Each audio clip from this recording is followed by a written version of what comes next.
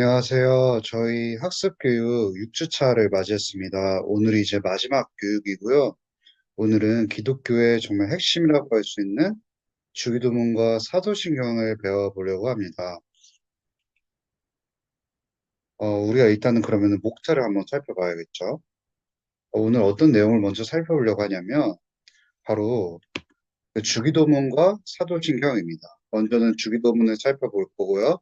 그 다음은 사도신경을 보려고 합니다. 먼저는 주기도문입니다. 우리 너무 또 잘하는 친구도 있을 수도 있고 또 모르는 사람도 있을 수도 있는데요.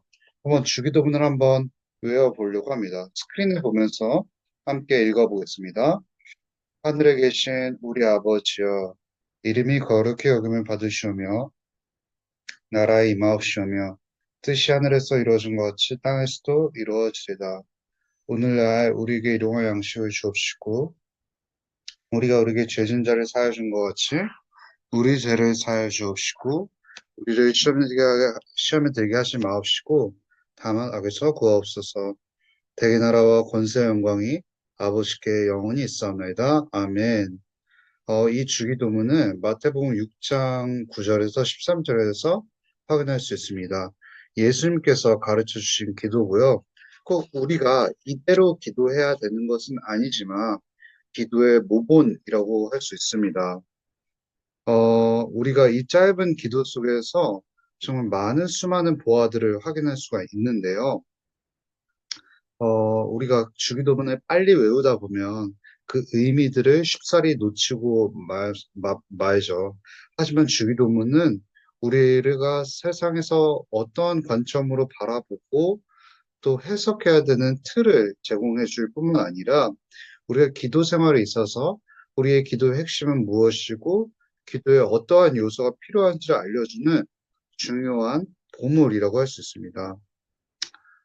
우리는 주기도문에서 여러 가지를 배울 수가 있지만 먼저는 크게 세 틀로 나눌 수가 있습니다. 세 부분으로 우리가 주기도문의 내용을 확인할 수 있는데 첫 번째는 하나님께 영광을 돌리는 부분이라는 것입니다.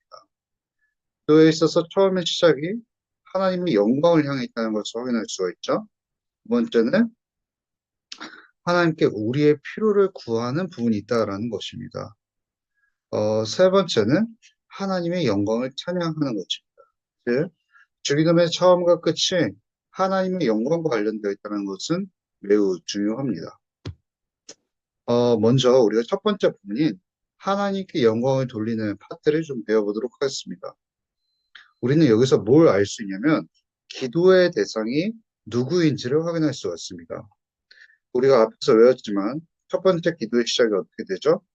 하늘에 계신 우리 아버지여 라고 해서 기도의 대상을 명확히 밝히는 것을 확인할 수 있습니다. 우리는 먼저 우리가 누구에게 기도하는지를 알아야 합니다. 우리는 누구에게 기도하나요? 하늘에 계신 우리 아버지 하나님께 기도를 합니다. 다른 대상에게 기도를 하는 것이 아니죠. 우리는 세상 속에서 수많은 거짓 신들을 숭배하고 또 따라가는 것을 봅니다. 우리는 사실상 기도는 모든 인류가 본능적으로 한다고 할 수 있습니다. 물론 우리가 진정한 기도를 하는 것은 그리스도인들이지만 우리는 저마다 본능적으로 우리의 환경에 따라서 자기가 믿고 따르는 것에 소망과 간구를 올려드리죠. 하지만 우리는 우리 유일한 소망의 대상이신 아버지 하나님께 우리 기도를 하게 됩니다. 그리고 두 번째는 하나님의 이름을 높이는 기도를 합니다. 우리가 하늘에 계신 우리 아버지여라고 해서 우리의 기도의 대상을 명확히 밝힌 다음에 나오는 것이 무엇이냐면 이름이 거룩히 여김을 받으시오며입니다. 그것은 뭘까요? 우리는 하나님의 이름이 우리를 포함한 모든 피조물로부터 높임을 받도록 기도하는 것입니다. 즉, 하나님의 이름을 거룩히 여긴다는 것은 다른 대상과 구별되이 여긴다라는 것이죠. 사실상 이것도 하나님의 영광을 돌리는 그러한 기도라고 할 수 있습니다. 그리고 우리는 세 번째로 무엇을 맞이하나요? 하나님의 통치를 우리가 합니다. 하늘에 계신 우리 아버지여, 우리가 누구의 기도의 대상을 명확히 밝힌 다음에 이름이 거룩히 여김을 받으시며 하나님의 이름을 거룩히 여기는 즉 영광을 높이는 기도를 한 다음에 또 뭐가 있냐면 뜻이 하늘에서 이루어진 것 같이 땅에서도 이루어지다라는 하나님의 통치에 관련된 기도를 하기 시작합니다. 이것은 뭘까요? 하나님의 통치는 하나님의 다스림입니다. 하나님의 통치와 다스림이 관련된 개념이 무엇이냐면 하나님의 나라이거든요. 나라의 중요한 요소에는 통치가 있습니다. 이 통치 속에는 하나님의 뜻이 당연히 잘 담겨 있겠죠. 하나님의 뜻이 나와 믿는 모든 자들을 통해서 이 땅 가운데 하나님의 나라의 통치가 스며들고 곳곳에 나아가기를 원합니다. 즉, 하나님 나라의 확장을 구하는 기도가 바로 하나님 나라가 임하는 기도인 것이죠. 하늘에서 온전히 그 통치가 분명하게 이루어지고 있겠죠. 그 하늘, 즉 천국에서 이루어지는 그 통치가 땅에서도 완전하게 이루어지기를 구하는 기도가 바로 이 세 번째 부분이 된다고 할 수가 있겠습니다. 그렇다면 두 번째 파트인 하나님께 우리의 필요를 구하는 기도를 좀 살펴보도록 하겠습니다. 첫 번째 맞이하는 것은 일용할 양식을 구하는 건데요. 뭐가 있죠? 오늘날 우리에게 일용할 양식을 주옵시고 해서 여기 양식이라는 단어는 헬라어로 아르토스라고 해서 빵이라고 합니다.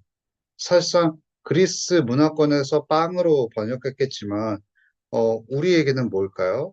떡 혹은 밥 주세요라는 기도이겠죠. 그런데 이것이 단순히 우리가 육체적으로 먹는 육체적인 그런 의미인 물리적인 의미인 밥만을 의미하는 걸까요? 어, 물론 우리가 먼저 일용할 양식을 위해서 기도하고 비단 먹는 문제를 위해서 기도하는 것이기도 하지만 그것은 우리가 사는데 필요한 모든 힘을 강구하는 것입니다. 즉 우리는 단순히 먹는 것에만 우리의 생활이 국한된 것이 아니라 문화생활이라든지 우리가 사회 전반 곳곳에서 필요한 모든 것을 구할 때 바로 이 일용할 양식을 구하는 기도에 해당한다고 볼 수 있습니다.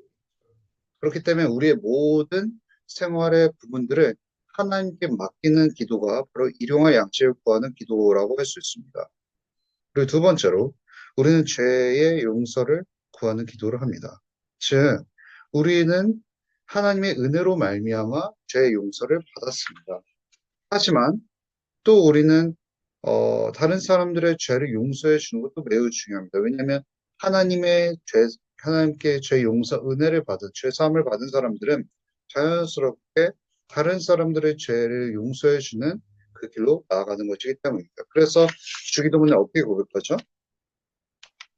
우리가 우리에게 죄 진들을 사하여 준 것 같이 우리 죄를 사하여 주옵시고 라고 고백하죠.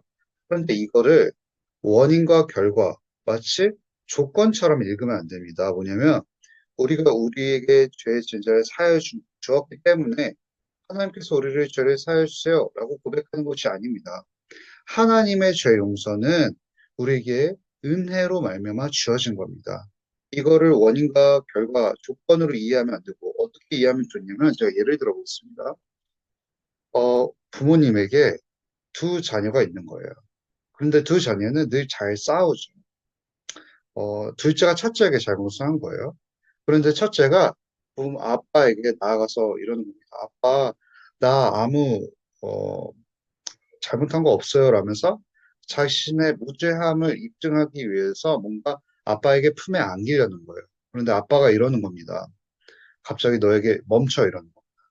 너가 둘째를 용서해 주기 전까지는 난 너를 안아줄 수 없어. 라고 말씀하시는 거죠. 여러분, 이 원리가 이 기도에 담긴 건데요. 무슨 말이냐면요. 친구들, 어, 물론 첫째가 둘째를 용서해 주지 않는다고 해서 아빠의 자녀에서 탈락되는 건 절대 아니죠.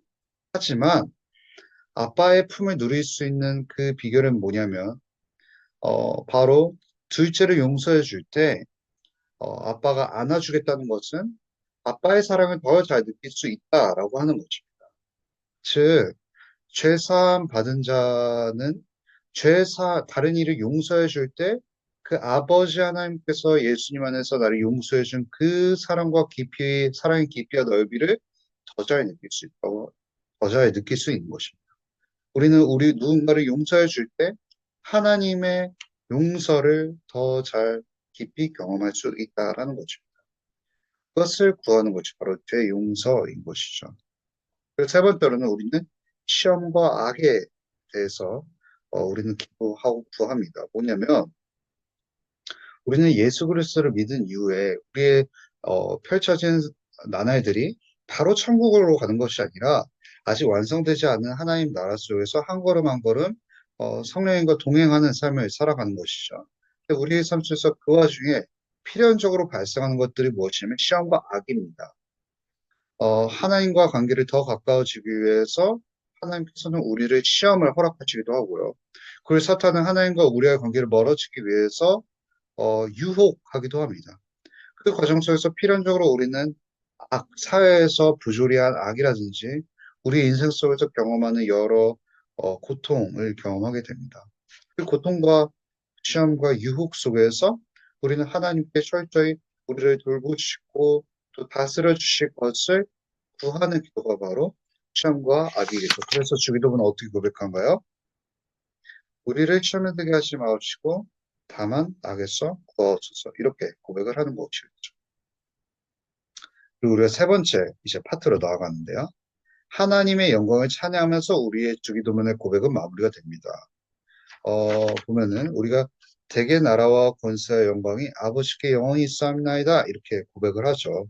여기서 대개는 좀 어려운 표현인데요. 바로 쉽게 말해서 왜냐하면이라는 뜻인 겁니다. 즉 우리의 기도의 모든 근거가 하나님의 영광에 있다는 것을 나타내기 위해서 대개라는 접속사를 사용한 거죠.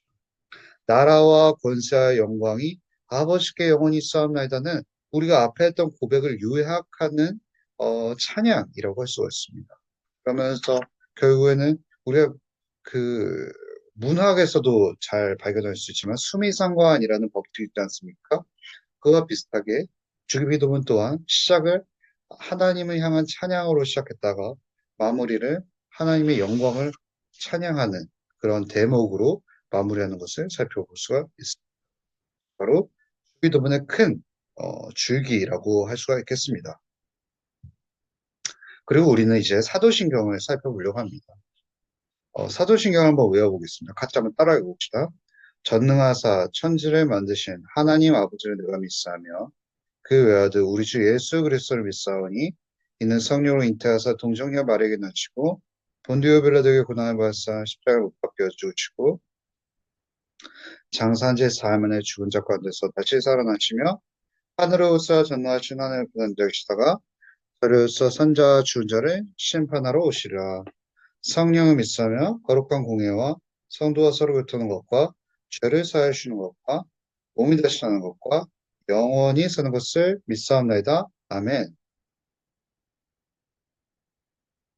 여러분, 사도신경은 우리가 예배 시간에 매주 외우는 것이죠. 그런데 사도신경 속에는 굉장히 중요한 기독교의 핵심 진리가 응축되어 있습니다. 녹아져 있다라고도 할 수 있겠죠. 물론 사도신경에 이 전문 그대로 성경에 담겨 있지는 않습니다. 하지만 우리 신앙의 선배들이 성경의 중요한 가르침들을 요약한 것이 바로 이 사도신경이라고 할 수 있겠습니다. 이 사도신경 또한 어, 우리가 믿는 신앙의 내용이 무엇인지를 잘 압축했기 때문에 우리가 이 세상 속에서 많이 마주하는 이단으로부터 우리를 보호할 수 있는 신앙의 길라잡이 역할을 한다고 할 수가 있습니다. 그래서 사도신경 또한 세 부분으로 우리가 볼 수가 있는데요. 첫 번째는 성부 하나님, 즉 아버지 하나님에 대한 고백입니다. 두 번째는 성자 하나님이신 예수 그리스도에 대한 고백이라고도 할 수가 있겠습니다. 세 번째 파트는 바로 성령님과 교회에 대한 고백이라고 할 수 있습니다. 여러분, 우리가 눈치 빠른 친구들은 알 수 있지만 아버지 하나님, 아들 하나님, 성령 하나님에 대한 고백, 즉 이거는 사도신경의 삼위일체적인 구조로 되어 있다는 것을 우리가 알 수가 있겠죠. 첫 번째로는 아버지 하나님, 성부 하나님에 대한 고백입니다. 근데 이 성부 하나님에 대한 고백을 하면서 사도신경은 무엇을 말하냐면 전능하사 천지를 만드신 아버지 하나님을 내가 믿는다라고 고백을 합니다. 여기서 내가 믿사오며라고 해서 라틴어로 크레도라고 합니다. 그래서 내가 믿는다라는 것을 강조하는 것이거든요. 그러면서 아버지 하나님의 이 내용에 대해서 무엇을 믿는지에 대해서 강조하냐면 바로 하나님의 창조에 대해서 강조합니다. 즉 하나님께서 온 세상을 만드셨다라는 것을 고백하는 것. 우리는 흔히 빅뱅이라고 해서 이 세상이 저절로 만들어졌다라고 우연히 만들어졌다라고 믿는 사람들이 굉장히 많습니다. 또 진화되었다라고 믿는 사람들도 굉장히 많죠. 하지만 우리는 하나님께서 이 모든 만물, 삼라만상을 친히 창조하셨다라는 것을 믿는 그리스도인들이라는 것입니다. 즉 성부 하나님에 대한 고백을 하면서 성부 하나님께서 주도적으로 하나님의 창조를 이루시고 시작하시고 완성하셨다라는 것을 고백하는 내용이 바로 사도신경 첫 부분에 담겨 있다라는 거죠. 그러면서 우리가 마주하는 것은 성자 하나님이신 예수 그리스도에 대한 고백입니다. 그런데 잘 살펴보면 사도신경에 성자 하나님에 대한 고백의 내용이 가장 많습니다. 왜냐하면 우리가 이제 교회의 역사를 우리는 살펴볼 수가 있는데 교회 역사 속에서도 첫 부분에 대한 초대 교회 때 이단들이 그렇게 많이 나왔습니다. 그 이단들이 했던 내용들을 그 반복하는 것이 여전히 현대까지 이어지는 것인데요. 이단들이 그때 당시에 주로 어떤 것을 공격했냐면 그리스도에 대한 거짓된 교리를 많이 퍼뜨렸다고 합니다.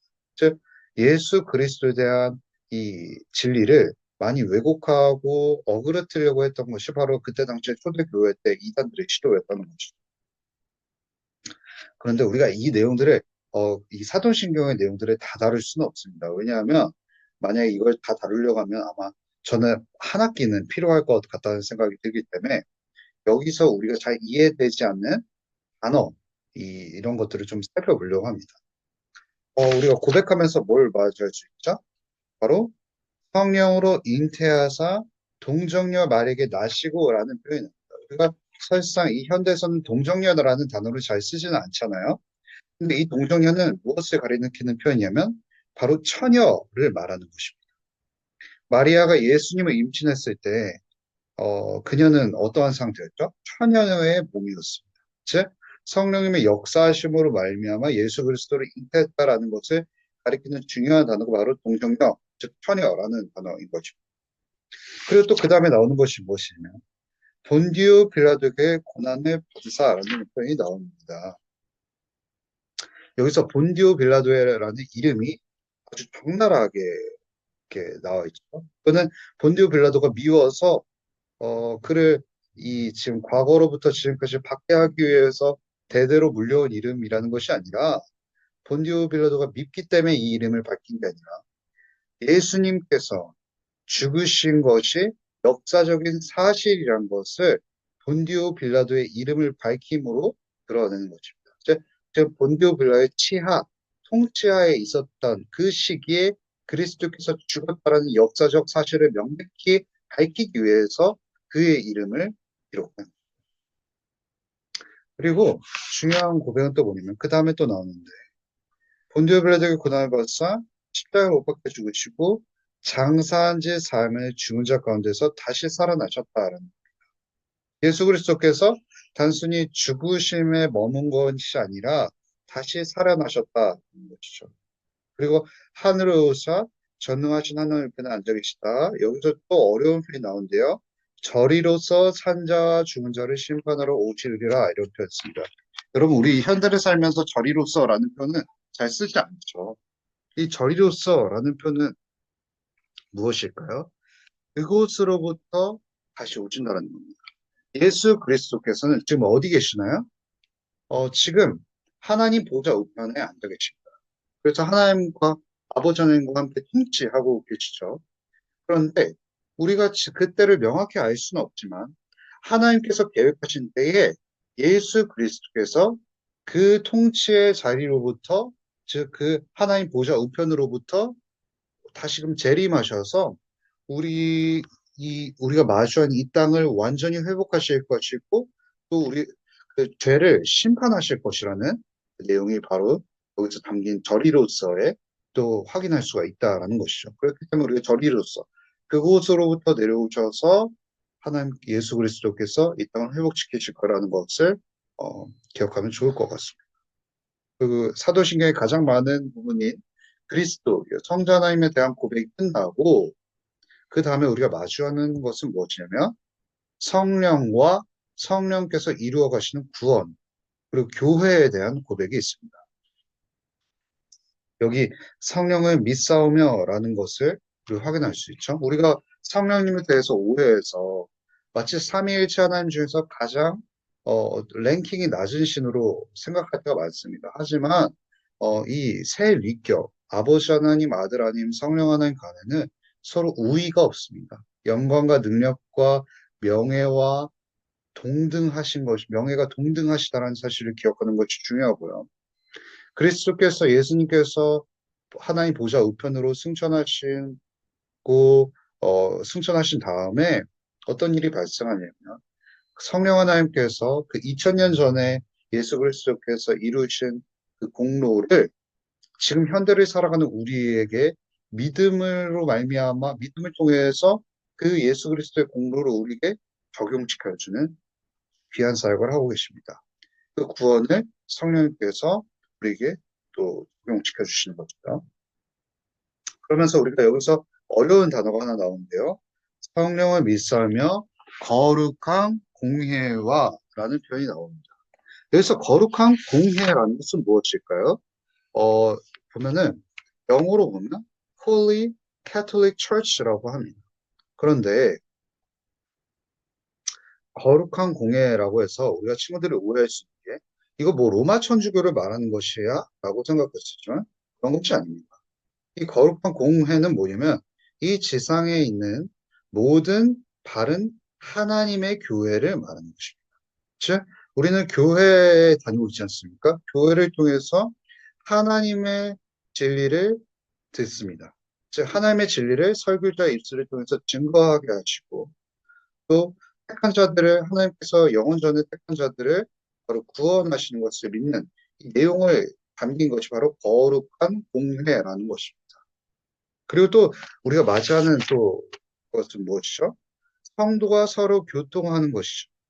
교통이 무엇일까요? 무슨 교통 정리한다라는 걸까요? 그런 것이 아니죠. 교통이란 말은 뭐냐면 우리 그 그리스도 안에서 아버지 하나님을 이렇게 받아들여진 자, 즉 성도들이 서로 교회와 사회 안에서 교제한다라는 그 믿는 자들의 만남으로 하나님이 주시는 축복을 함께 나누어 가지만 붙들어 주는 것을 표현할 때 교통이라는 단어를 쓰는 거죠. 즉 성도가 서로 교제한다라는 것이죠. 그렇기 때문에 우리 성령과 그 교회에 대한 고백을 할 때 거룩한 공예와 교통에 대한 단어를 정의하는 것이 매우 중요하다라는 것입니다. 우리가 짧게나마 주기도문과 이 사도신경을 세 파트로 나눠서 공부해 보았습니다. 이 주기도문과 사도신경은 단순히 지금 이 시간에 끝내는 것만으로는 부족합니다. 그렇기 때문에 여러분들이 학습을 받고 난 이후에 부지런히 주기도문과 사도신경 관련된 책을 살펴서 공부하는 것은 너무 귀한 우리 신앙의 여정 중 한 파트 부분이라고 할 수가 있습니다. 여러분, 우리가 학습 교육을 6주에 걸쳐서 이렇게 살펴보았는데요. 너무 수고 많으셨고요.